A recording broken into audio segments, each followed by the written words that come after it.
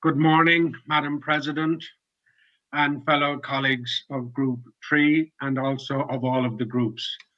I'm honoured to be among you today speaking on behalf of Diversity Europe 3, and also may I congratulate you too as President on your election, your colleagues Julia Barbucci as Vice President and my colleague and friend Killian Lohan from Ireland as Vice President. May I also say that I am happy to conclude with my colleague presidents that we will make a different start and a better start to this new mandate. There is an old Irish saying, Ní nearcar cornacela. Literally translated, it says, we will only be strong if we are united. I am sure you will agree with me that this means something particular in these difficult and extraordinary times. It means something particular to the EESC for two reasons. Firstly, because it is important that we promote the values of civil society, that we represent their views and enhance their place at the heart of the EU. Together with all of the institutions of Europe, we must respect the various democratic values and the good governance that are part and parcel of its work and the work of our civil society organizations.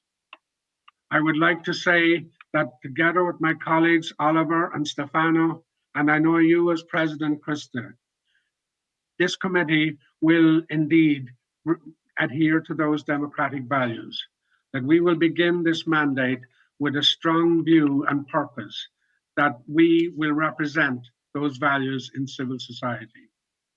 The second reason why this Irish saying is of particular importance to us is because of what we are. As civil society organizations, we are both innovators and pragmatists. We provide social safety nets and economic impetus.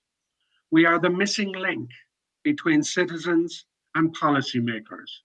One thing is clear, only with the support of civil society will we make most of the opportunities offered by the European Union in our communities, in our regions, in our countries, and in our Europe. For this reason, we in the EESC must play a very active role in the upcoming conference on the future of Europe. I come from a country where such citizens' assemblies have taken place with surprisingly good results. When they work well, such assemblies provide a mind-clearing idea to politicians of what voters really want and need. So let us make sure that the views of the EESC are heard and taken on board. The last point I will make relates to the priorities of our group, Diversity Europe, over the next 2.5 years.